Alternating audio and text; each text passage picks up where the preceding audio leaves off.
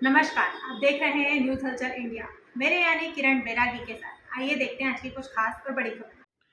विधायक पांचीलाल मीणा की कथनी और करनी पर पत्रकार विनोद खन्ना ने रखी अपनी बात।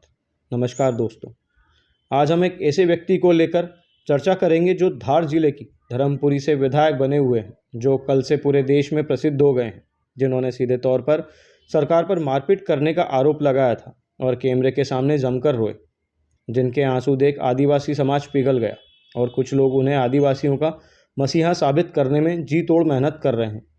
इस बात का कांग्रेस भी जमकर फायदा उठा रही है, किंतु सत्यता कुछ और ही है, जिसे पत्रकार विनोद खन्ना ने जनता के सामने दिखाने की कोशिश की, ताकि बिना देखे लोग किसी को भी हीरो और विलन बनाने से पहले उसकी वास्तविकता जानें और फिर फैसला लें। आइए शुरुआत करते हैं आज की बेबाक बात विनोद खन्ना के साथ। नमस्कार मित्रों, मैं हूं विनोद खन्ना। मेरे YouTube चैनल पर आपका एक बार फिर से हार्दिक हार्दिक अभिनंदन है, स्वागत है। दोस्तों, कल मैंने लिखा था कि मैं कारम डैम पर जाकर धर्मपुरी विधायक पांचीलाल मीणा की कथनी और करनी को साफ तौर पर जनता के सामने रखूंगा। आज इसी को लेकर मैं आपसे चर्चा करना चाहता हूं। आज मैं इसके लिए उनकी बात करने के लिए कारम डैम पर आया हूं, जिसका उन्होंने विधानसभा में रोते हुए बताया था कि मैं कारम डैम में जो डूब में गए हैं उन लोगों की आवाज़ उठाने के लिए आया था, राशन में हुए भ्रष्टाचार को लेकर आया था।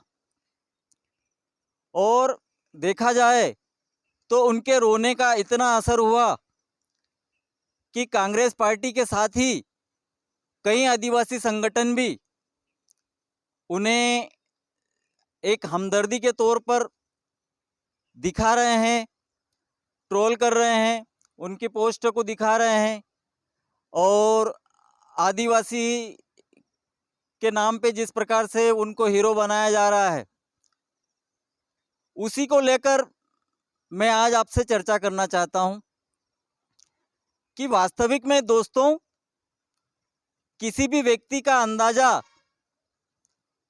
मैंने पोस्ट में लिखा भी है कि जो समाज के नाम पर ढोंग करते हैं, जनता को बेवकूफ़ बनाने वाले नेता है, ऐसे नेताओं को जब तक पहचानोगे नहीं तब तक देश की तरक्की उन्नति नहीं हो सकती है। मैं इस कारम डैम पे खड़ा होकर आज खुले तौर पर धर्मपुरी विधायक पांचीलाल मीणा जी को आईना दिखाना चाहता हूं और जनता को भी आईना दिखाना चाहता हूं कि उनकी कथनी और करनी में क्या फर्क है।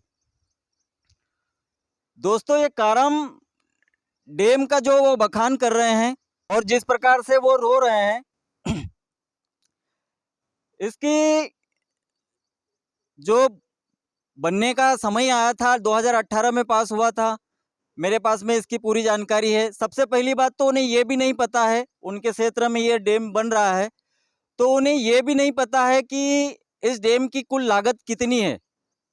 वो 400 करोड़ के डैम की बात करने को वहाँ पे पहुँचे, जबकि वास्तविक में जो हमें शासन प्रशासन ने जो बताया है, जो जानकारी दी है आरटीआई के माध्यम से, उसमें टोटल लागत 304 करोड़ रुपए की है। और जो इतने मसीहा बन रहे हैं और यहाँ के लोगों को जो हमदर्दी दिखाने की बात कर रहे हैं, थोड़ा एक बार मैं उन लोगों से भी पूछना चाहता हूँ और जो संगठन उनकी तारीफ कर रहा है और जो लोग उनकी तारीफ कर रहे हैं, उन लोगों से भी कहना चाहूँगा कि एक बार, कम से कम एक बार उन लोगों से भी मिलो जो डूब में गए हैं और जो जिनका ढोंग वहाँ पर विधायक महोदय दिखा रहे हैं। वास्तविक बात यह है दोस्तों कि विधायक महोदय इन्हीं लोगों का फायदा उठाकर 2-3 बार आंदोलन कर चुका है और इन लोगों को बेवकूफ़ बना चुके हैं। आंदोलन धरना भी करवाते हैं, तोड़वाते भी वही हैं, सारी जो न्यूज़ है मैंने बनाई थी, इनसे सवाल भी किए थे और लोगों ने उसकी जो कड़ी निंदा की थी यहाँ कड़े शब्दों में, वो भी मैं आपको एक वीडियो के माध्यम से दिखाऊंगा। अभी मैं आपको वो जानकारी भी दिखाऊंगा जिसमें कितने लोगों को कितना मुआवजा मिला है, इसकी कुल लागत क्या है। वास्तविकता में मैं दोस्तों यही कहना चाहता हूं कि इस व्यक्ति पर यहाँ के आदिवासी समाज के जो लोग हैं जो डूब में गए, उन्होंने इन पर बहुत भरोसा किया था, लेकिन उनके भरोसे को इन्होंने किस प्रकार से तोड़ा वो मैंने अपनी आंखों से देखा। उन भोले भाले लोगों को, ये विधायक महोदय है, इन्हें खुद को पता होना चाहिए कि आज की तारीख में 5 लाख रुपए में प्लाट लेना और उस पर मकान बनाना संभव हो सकता है क्या? ये विधायक है, ये बात इन्हें भी सोचना चाहिए। दोस्तों अब वो वीडियो देखिए जो यहाँ की इसी डैम पर धरना दिया था लोगों ने।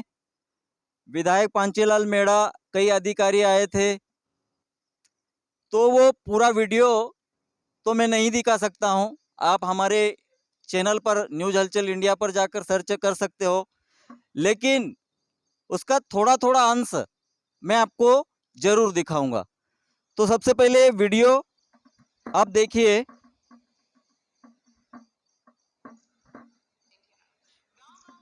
NHI के साथ हम बात कर रहे हैं धार जिले की कारम नदी पर बनाए जा रहे डैम की, जहां पर विगत 7 दिनों से डूब प्रभावित आदिवासी किसान भाई धरना देकर बैठे हैं, जिनका कहना है कि शासन प्रशासन ने उनके साथ छल किया है। सर्वे के दौरान इनको 4 गुना मुआवजा देने की बात कही गई थी, किंतु 4 गुना तो छोड़ो, आज तक कई किसानों को 1 गुना मुआवजा भी नहीं दिया गया है।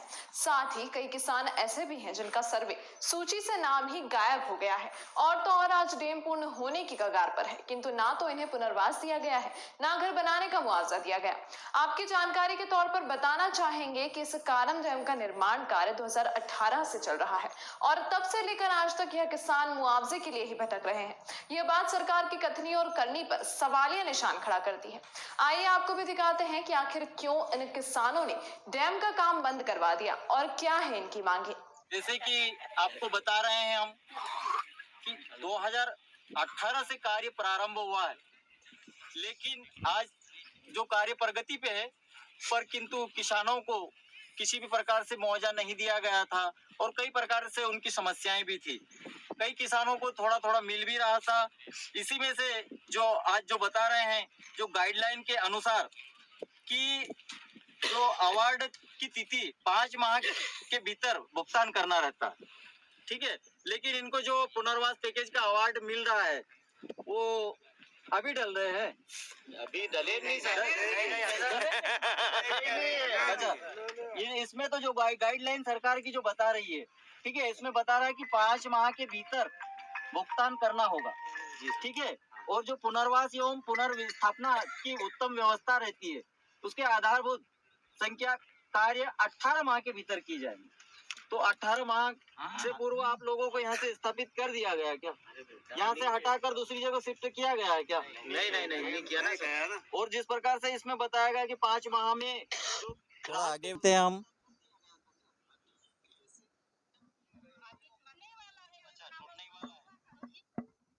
डैम का काम बंद करवाया है, थोड़ा और आगे बढ़ाते हैं इसको।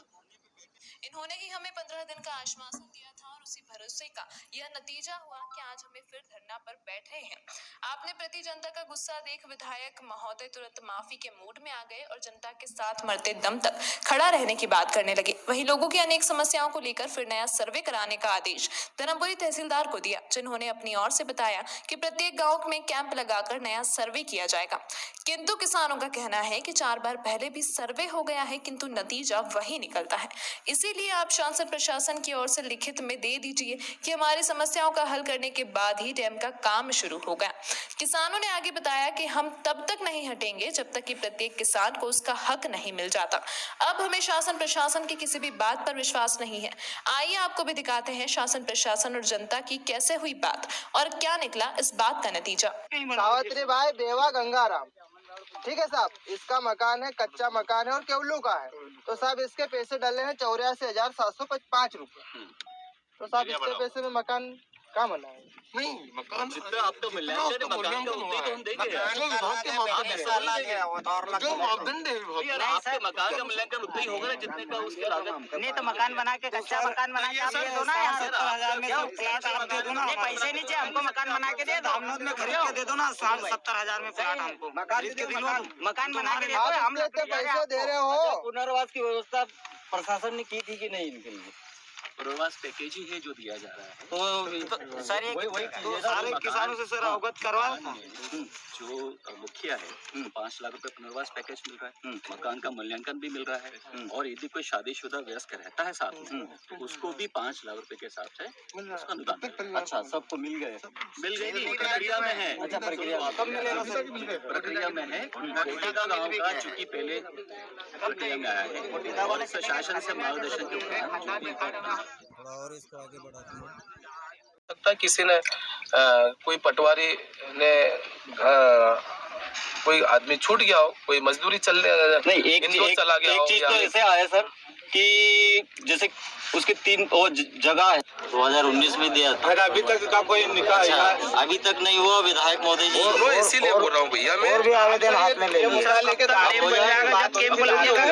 ये वो पूछ लो। वो अधिकारियों ने ये बोलते कि 3 बार तो दे दिए, अब ये 4थी बार दे दिए और भी ले लिया हाथ में।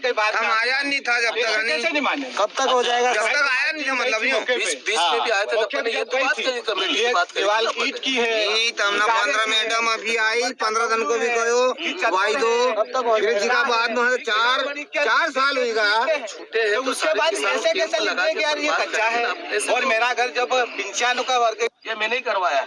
अभी ये मना कर रहे थे तहसीलदार साहब, बोलो क्या कौन है वर्मा जी? हाँ किसने करवाया? 5 लाख ही हुआ है, इन्हें कैंसिल नहीं तो ये भी नहीं मिलता है। ये भी नहीं मिलता। अच्छा हाँ मतलब शासन प्रशासन इतना कहने का मतलब इन्होंने एक लिया था। वर्मा जी वास्तव में समझाओ क्या बात, क्या रेट जो है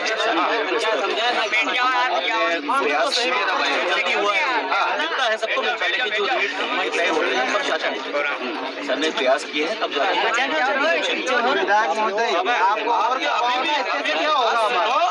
अभी भी होगा और करवाओ ना। देखो ये प्रशासन की गाइडलाइन क्या है वो अपन मांग करें। मैंने और कल विधानसभा में वो लगाया। आप लोगों की क्या परेशानी है मुझे और लिख के देना तो और दूंगा। 22 तारीख से विधानसभा है ना। हाँ तो आप लोग लिखित में दो ना, दिलवाओ।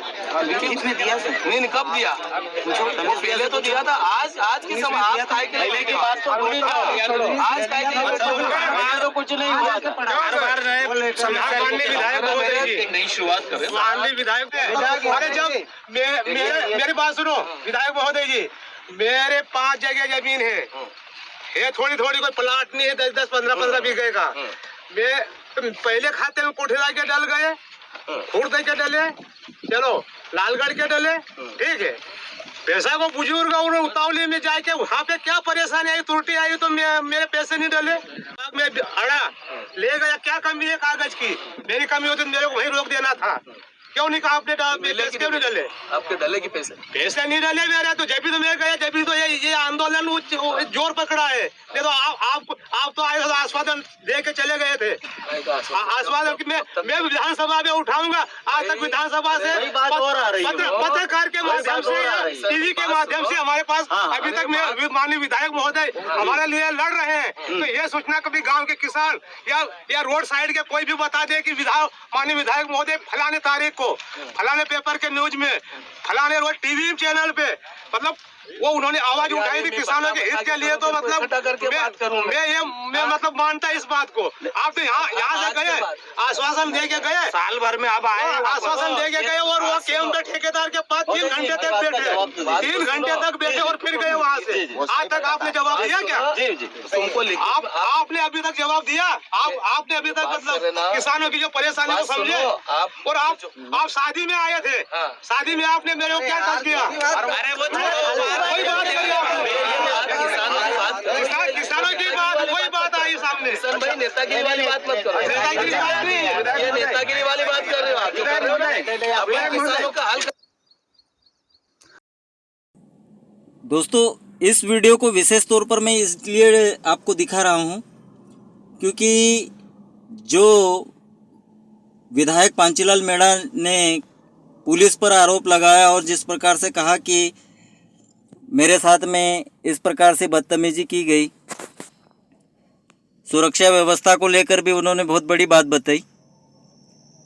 अब इस वीडियो के माध्यम से आप देखिएगा कि जिन आदिवासी लोगों की बात कर रहे हैं, कारम डैम के लोगों की बात कर रहे हैं और उनके नाम से रोना रो रहे हैं, वास्तविक में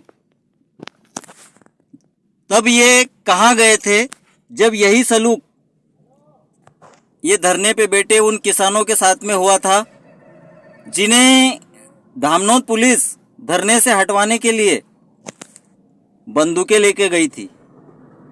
मतलब उन्हें ऐसा जैसे हो नाराजगी दूर करने ठीक एक दिन पहले कि वो आतंकवाद हो। देखिए पूरी खबर है थोड़ी सी। धर्मपुरी तहसीलदार भी किसानों के बीच गए थे और उनकी समस्या का 8 दिन में निराकरण करने का आश्वासन दिया था। वहीं जनता के सामने उनका साथ देने का भरोसा देने वाले विधायक महोदय ने कहा था कि जब तक प्रत्येक किसान को उसका हक नहीं दिला देता तब तक चुप नहीं बैठूंगा। साथ ही विधानसभा में भी इन किसानों के लिए प्रश्न उठाने की बात कही थी, किंतु रविवार लगभग 12 बजे धामनोद टीआई राजकुमार यादव जी कुछ पुलिस वालों के साथ धरना स्थल पर पहुंचे और किसानों को कहा कि आप बिना अनुमति के धरना प्रदर्शन कर रहे हैं, आपको तुरंत यह जगह खाली करनी पड़ेगी।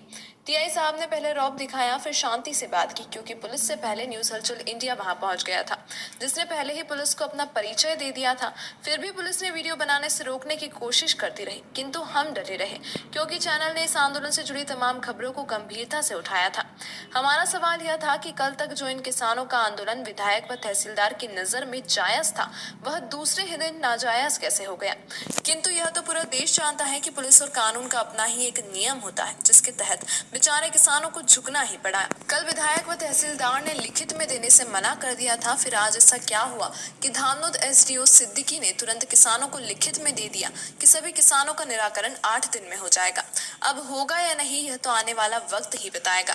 तब तक के लिए बने रहिए हमारे साथ और देखते रहे न्यूज हलचल इंडिया, क्योंकि हम रखते हैं हर खबर पर पैनी नजर। धमका रहे हैं कि हम तुम्हारे नाम से मर जाएंगे, हम नाम देने वाले नहीं है, नोट कर लो। मेरे से कह रहे हैं कि हम तुम हमें धमका रहे हो।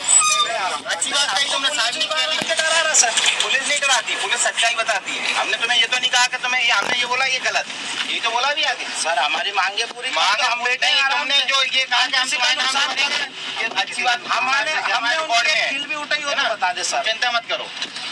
हमने ये डर जाओगे, हम नहीं डरने, ये तुम गलत फहमी मत रहना।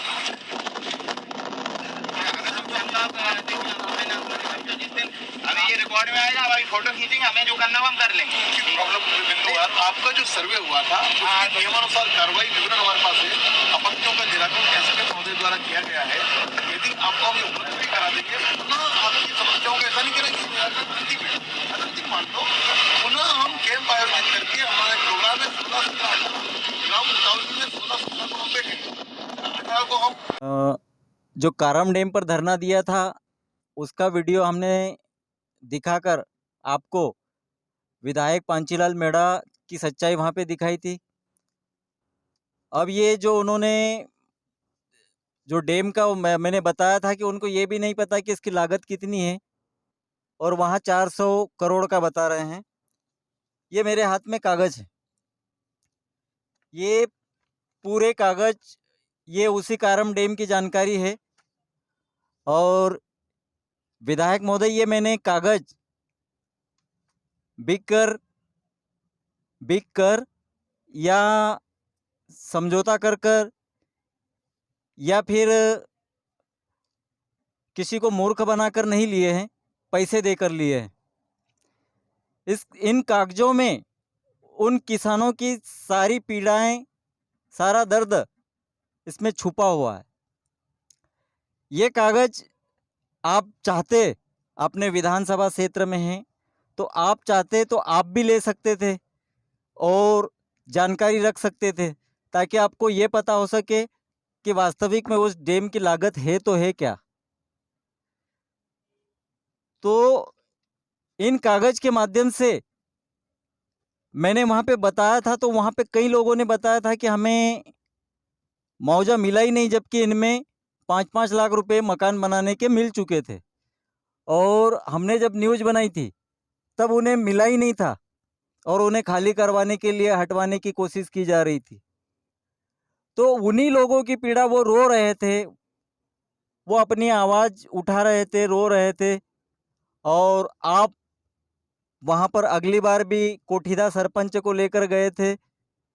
जब पहली बार इन्होंने धरना दिया था, आप खुद ने धरना दिलवाने वाले हो। एक कोठीदा पंचायत के जो पहले पूर्व सरपंच है, उनके द्वारा इन लोगों को वहाँ पर बिठाया गया, धरना दिलवाया गया और आप खुद ही ने वो धरना तुड़वाया। इसके बाद में फिर ये उन लोगों ने आप पे जो भरोसा किया था, आपने तब भी बोला था कि विधानसभा में प्रश्न उठाऊंगा, किंतु विधानसभा में प्रश्न का इंतजार करते करते उन लोगों ने खुले तौर पे, वीडियो के तौर पे, मैं नहीं बता रहा हूँ, ये हमारी जो न्यूज़ बनी हुई है और वहाँ के जो पीड़ित लोग थे उन्होंने जो बताया था वही सत्यता आपको बता रहा हूँ। दोस्तों, आपने अभी हमारा ये जो वीडियो आपको दिखाया, ये थोड़ा सा दिखाया आपको, पर देखा ही होगा कि लोगों ने किस प्रकार से विधायक पांचीलाल मेड़ा को यहाँ पर आड़े हाथों लिया था और आज विधानसभा में उन्हीं का रोना रोने गए हैं। अरे जब वो किसान, वो गरीब लोग, वो आदिवासी जिनका तुम चोला ओढ़ रहे हो और अभी बता रहे हो सबको कि आदिवासी के साथ में अत्याचार हो रहा है, तो जब वो लोग रो रहे थे, उनके साथ में अत्याचार हो रहा था, तब भी आपने कहा था कि सवाल उठाऊंगा, प्रश्न उठाऊंगा। तो वो रो रहे थे तब उनकी पीड़ा तुमको नहीं दिखाई दी। आज अपना रोना आप पूरे देश को दिखा रहे हो, लेकिन जब वो रो रहे थे, उन्हें न्याय नहीं मिल रहा था, तब आप पीछे के दरवाजे से, मैं खुले तौर पर कहूंगा, आप पीछे के दरवाजे से उनको धोखा दे रहे थे।